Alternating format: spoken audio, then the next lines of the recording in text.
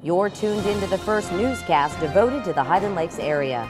Local team coverage on Tribune Headline News, bringing you the stories you care about now. Hi everyone, I'm Connie Swinney. These are your headlines on the Picayune TV. You're watching us on Northland Channel 15. We have the latest leadership wranglings by the Marble Falls Economic Development Corporation, plus more news, weather, and sports.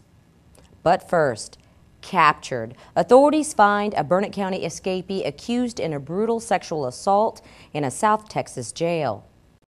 After nearly 2 years on the run, Nuana Fuentes Sanchez is now back in custody in the Burnet County Jail.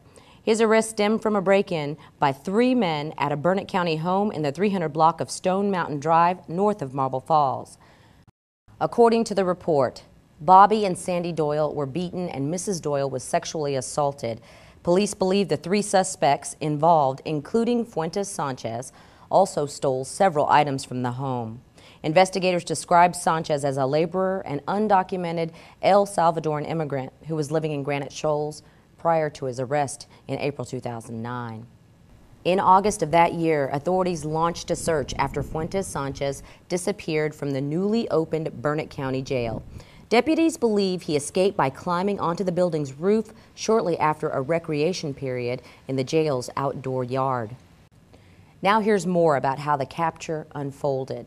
Fuentes Sanchez, using an assumed name, was arrested in Floresville, south of San Antonio, on a public intoxication charge. Authorities say an interview and a fingerprint analysis blew the suspect's alleged cover. Immigration officials detained him in San Antonio. A Texas Ranger brought Fuentes Sanchez back to the Burnet County Jail. He faces the escape charge along with charges of aggravated and sexual assaults, burglary, and injury to an elderly person.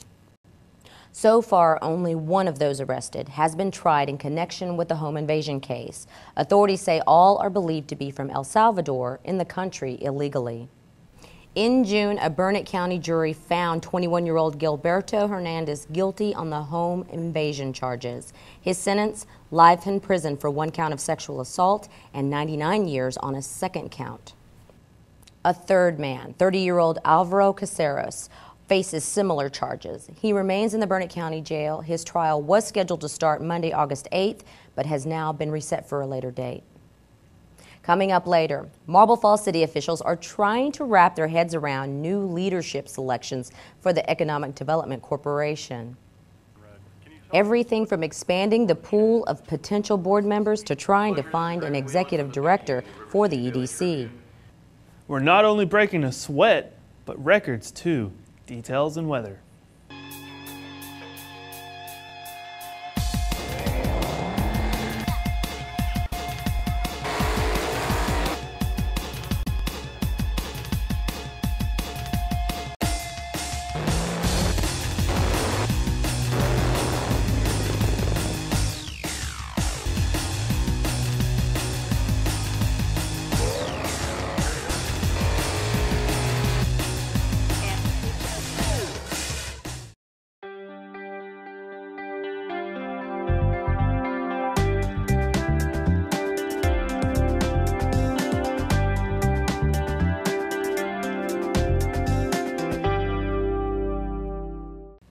Welcome back.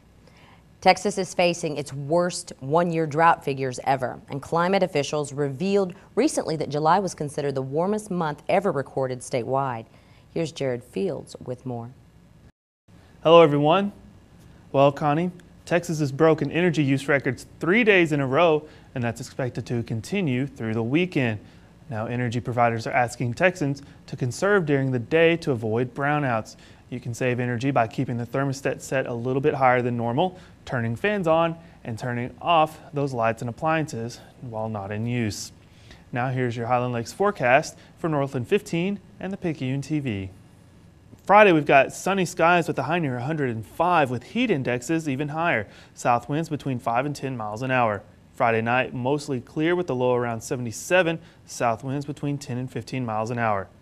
To begin the weekend, we've got sunny skies on Saturday with a high again of 105.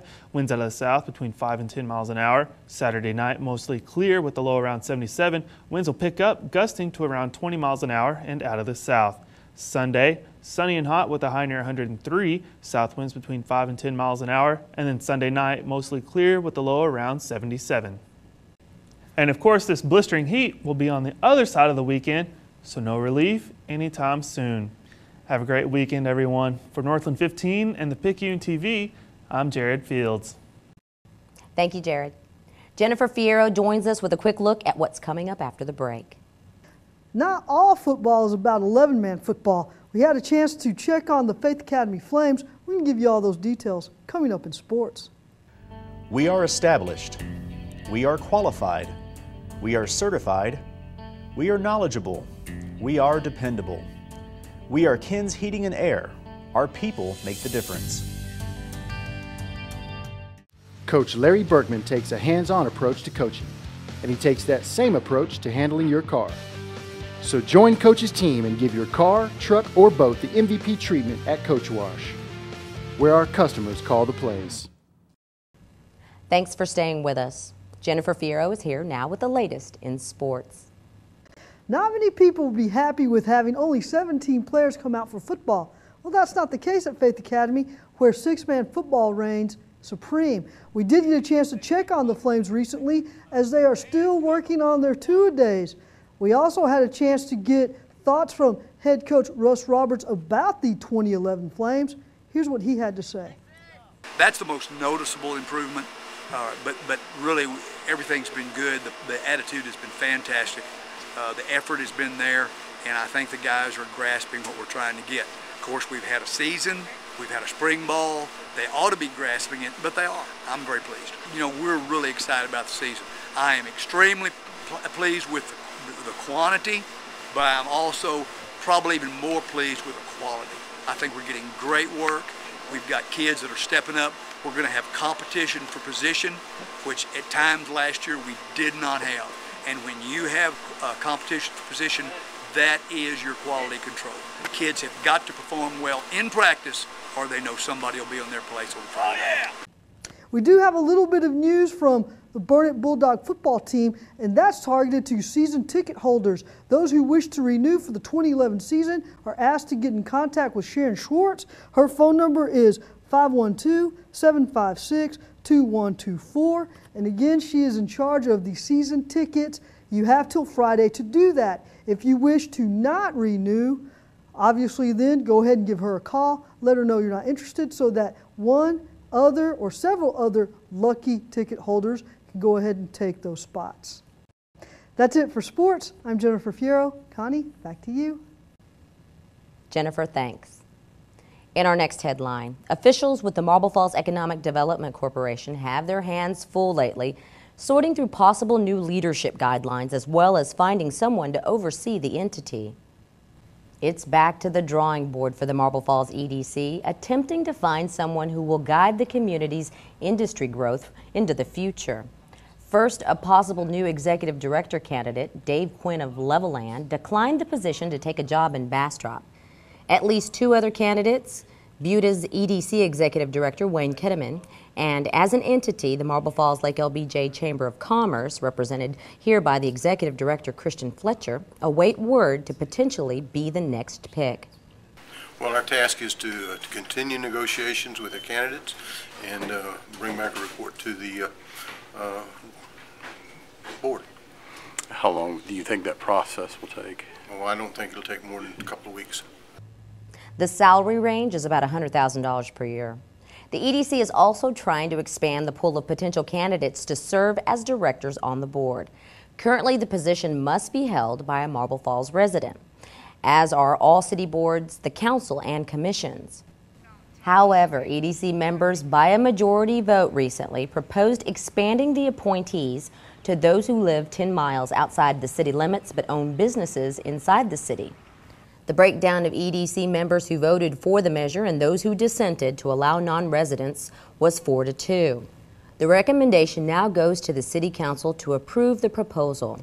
In 2002, the Council put the issue of eligibility to the citizens who voted 70% against allowing non-residents into the pool.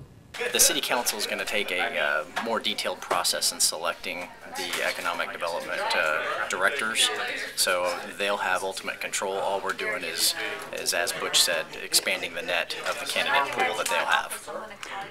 But let me ask you about the city charter election that was held about 9 years ago, in which the voters declined to place non-residents on certain city boards and commissions. Well, as I said, I think that with the new process that the city council has put in place, I think that the voters will feel much safer on who's going to be their EDC directors. A similar proposal did not find support from a majority of EDC directors in the spring. Those were your headlines. Thanks for watching. For the Picayune TV, I'm Connie Swinney.